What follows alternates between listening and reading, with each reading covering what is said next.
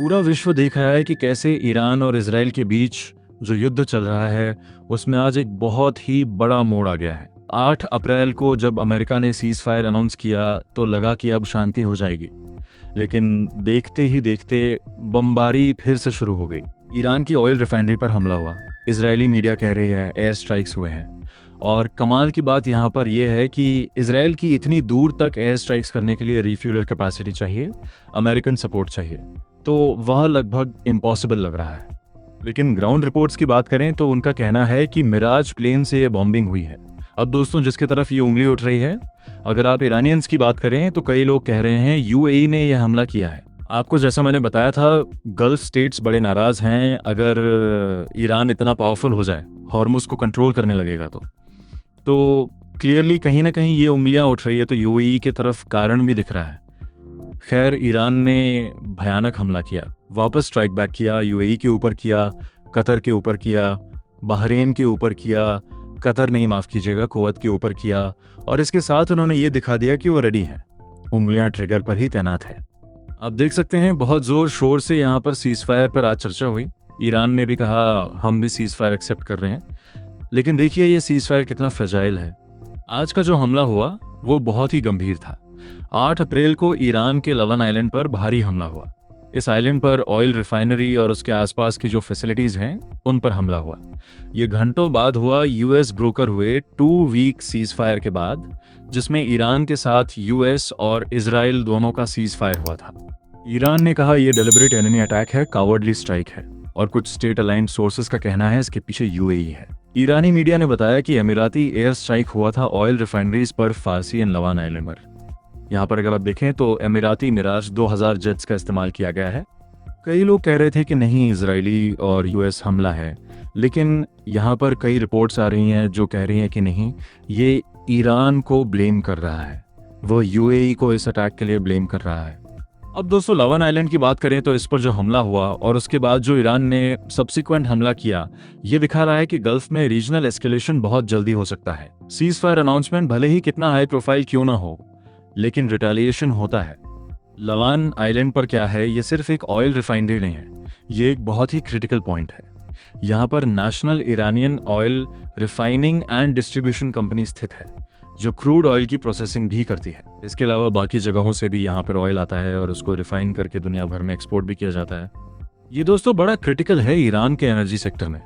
Crude oil भी यहाँ से एक्सपोर्ट होता है, साथ साथ रिफाइंड पेट्रोल भी यहाँ से, पेट्रोलियम भी यहाँ से एक्सपोर्ट किया जाता है। ये ईरान के इकोनॉमी का सबसे इम्पॉर्टेंट हिस्सा है। ईरान का जो रिटेलिएशन है, अगर आप बात करें तो ईरान ने बैलिस्टिक मिसाइल और ड्रोन्स चलाए यूएई, कुवैत और बहरीन के ऊपर। ईरानी मीडिया ने कहा यह डायरेक्ट पेबैक है लवन स्ट्राइक के जो आपने किया है, और यह सीज फायर वायलेशन किया, इसका भी नाम लिया गया।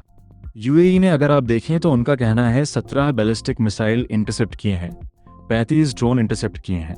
कुवैत और बहरीन का भी कहना है कि उन्होंने डिफेंसेस एक्टिवेट किए, एक्सटेंसिव वेव्स में हमला हुआ, इंटरसेप्शंस हुए हैं। ग्राउंड डैमेज मेजर कुछ नहीं हुआ है, वहां से वैसे भी रिपोर्ट्स आ नहीं रहे। ग्राउंड डैमेज होता भी है तो सेंसर कर दिया जा रहा है। यहाँ पर अगर आप लवन आइलैंड की बात करें तो इस पर जो हमला हुआ और उसके बाद जो ईरान ने सब्सिक्वेंट हमला किया, ये दिखा रहा है कि गल्फ में रीजनल एस्केलेशन बहुत जल्दी हो सकता है। सीज फायर अनाउंसमेंट भले ही कितना हाई प्रोफाइल क्यों ना हो, लेकिन रिटेलिएशन होता है। ईरान का जो रिटेलिएशन है यहाँ पर जो किया गया, जिसमें आप देखें तो यूएई के ऊपर हुआ, वैसे ही यहाँ पर कुवैत के ऊपर हुआ, वैसे यहाँ पर अगर आप देखें तो बहरीन के ऊपर हुआ। ये जो रिटेलिएशन है बताया जा रहा है कि मेजर्ड रहा, कहीं ना कहीं वो स्पॉइल ना करे सीज फायर को, क्योंकि अब तक ऐसा लगा है ये सीज फायर ईरानियन टर्म्स पर हुआ है, तो उसको ध्यान में रखते हुए ये रिटेलिएशन किया गया है। अब दोस्तों, ये अटैक्स क्या बता रहे हैं, आइए ज़रा इनको एनालाइज करते हैं। सबसे पहला तो ये दिख रहा है कि सीज फायर बड़ी फ्रेजाइल है। कितना ही हाई लेवल अनाउंसमेंट क्यों ना हो, एनफोर्समेंट मैकेनिज्म नहीं है।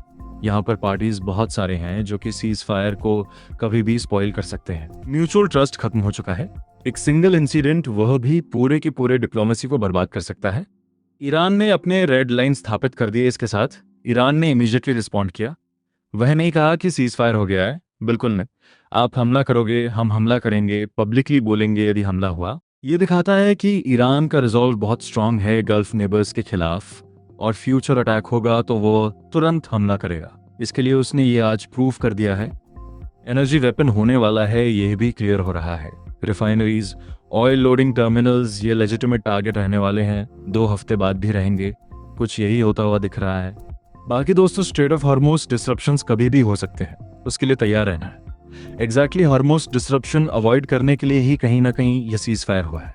लेकिन हॉर्मुज़ यहाँ पर अगर आप देखें तो डिसरप्टेड रहने वाला है, और इस पर कैसे अब ईरान और ओमान मिलकर टोल लगाएंगे, ये भी सोचने वाली बात होने वाली है।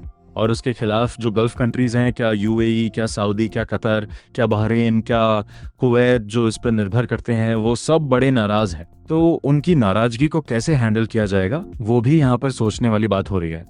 ये पूरा घटनाक्रम दिखा रहा है कि गल्फ की जियोपॉलिटिक्स बदल रही है। यूएई अब तक अमेरिका का करीबी दोस्त था, लेकिन अब उसके खिलाफ उंगलियां उठ रही हैं। ईरान ने साबित कर दिया है कि वह बहुत ही पावरफुल है। उसने दिखाया है कि वह 1 से 2 घंटे में जवाब दे सकता है। बैलिस्टिक मिसाइल से, ड्रोन से यूएई, कुवैत, बहरीन सब पर हमला किया। तो दोस्तों, यहाँ पर हमने ये देखा कि सीज फायर कितना फ्रेजाइल है। कितना ही हाई लेवल अनाउंसमेंट क्यों न हो, एनफोर्समेंट मैकेनिज्म नहीं है। ईरान ने अपने रेड लाइन स्थापित कर दिए। एनर्जी वेपन होने वाला है। स्ट्रेट ऑफ हॉर्मुज़ डिसरप्शंस कभी भी हो सकते हैं, और रीजनल टेंशन्स बढ़ रहे हैं। आपका क्या मानना है? क्या यह सीज फायर फेल हो गया है? क्या आप गल्फ में बड़ा युद्ध होने वाला है? नीचे कमेंट बॉक्स में ज़रूर बताएं।